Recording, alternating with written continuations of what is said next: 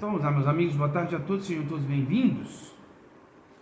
Estamos a menos de 24 horas das eleições presidenciais de segundo turno aqui no Brasil. Amanhã teremos um momento único para decidir se a gente vai manter isso que está aí ou se a gente vai trilhar novos caminhos, né? Quando eu falo manter isso que está aqui, eu falo com um certo pesar, porque a gente sabe muito bem o que o bolsonarismo representa. Não é um grupo político, como eu já venho falando em diversos vídeos. É a síntese do que há de pior no ser humano. É a conspiração, é a mentira, é o fingimento, é o obscurantismo daquela Damares, toda aquela história horripilante. Outro dia mesmo eu estava vendo um vídeo de uma palestra dela que, assim, depois eu tive um pesadelo quando eu fui dormir. Porque assim, são histórias tão macabras, tão horripilantes, que uma pessoa que não vive essa podridão, né, aquilo acaba impressionando, você acaba sonhando tendo um pesadelo.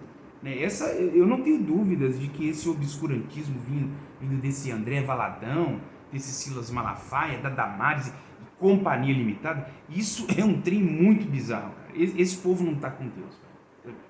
Deus não é isso, velho.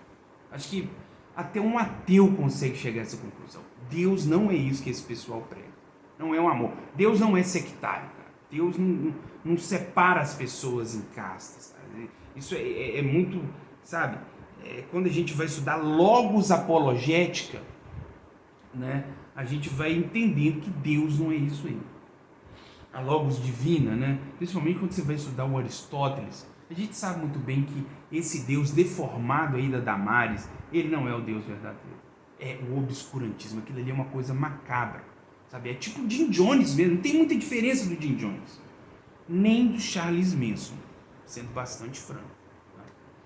Então a gente vai escolher isso, né? A gente tem a possibilidade de dar manutenção nessa coisa horripilante, ou escolher trilhar por novos rumos, que sim, eu posso considerar que o Lula e o Alckmin não é um pedacinho do céu, não é nada muito satisfatório, mas pelo menos é um centro democrático onde a gente vai poder pensar e repensar o Brasil sem ser atormentado por gente no debate pregando a terra plana.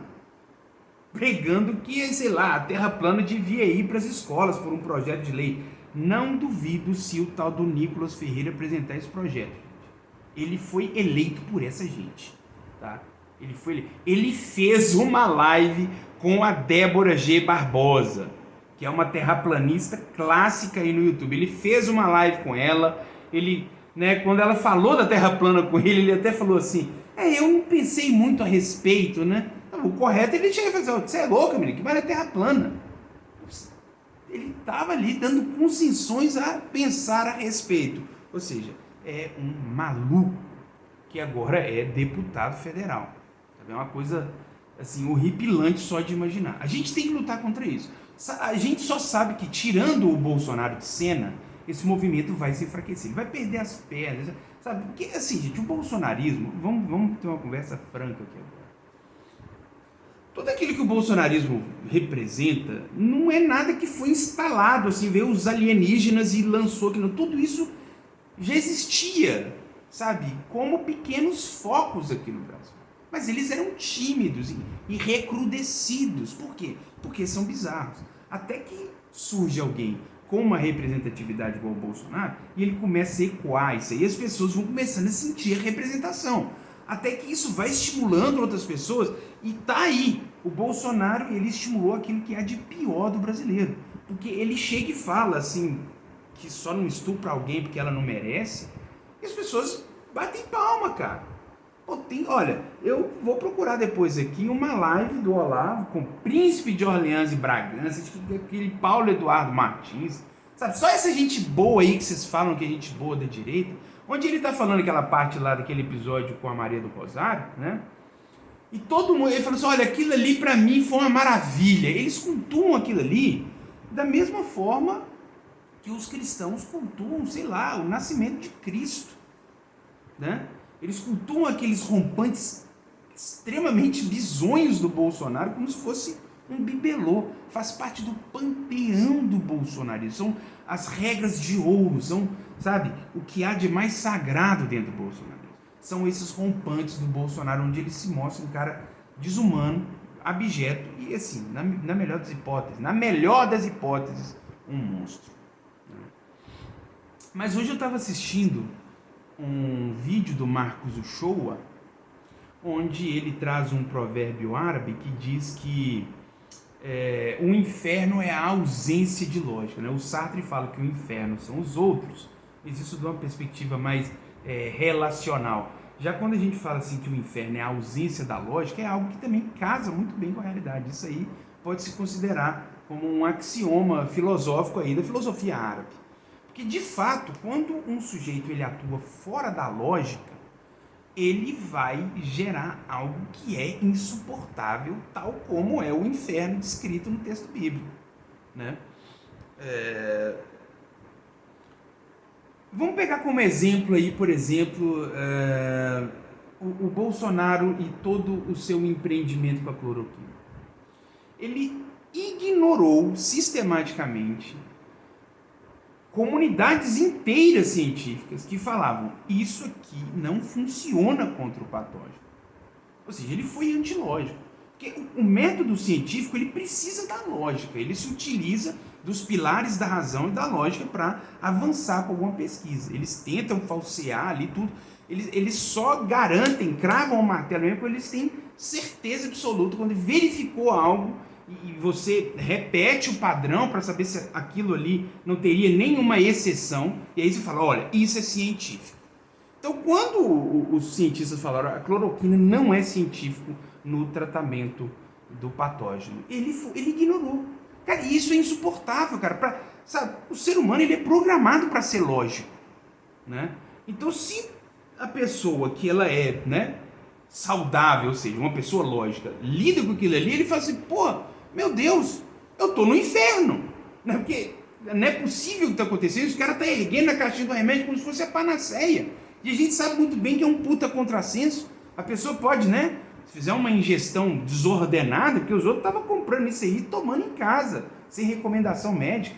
A possibilidade de ter ali uma coisa hepática, uma espécie de cirrose hepática, né? Teve até alguns casos, né, de pessoas que ingeriram demais a tal da cloroquina e a ivermectina, que são, principalmente a ivermectina, que é um negócio que você tem que tomar de 6 em 6 meses, né, para pessoas que estão ali vulnerável sabe, trabalham em região insalubre e tal, e tem que ficar tomando isso para combater verme e todas essas situações, né, a ivermectina.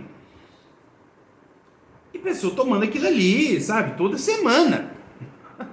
Então, olha para você ver como é que a coisa ela é, de fato, uma perturbação. É inquietante isso. E a gente tem um presidente que ele continua, ele está sempre dobrando a aposta. Que é outra coisa antilógica? A conspiração e o constante movimento que ele fez sobre a vacinação aqui no Brasil, que era exemplo para o mundo e hoje não é mais.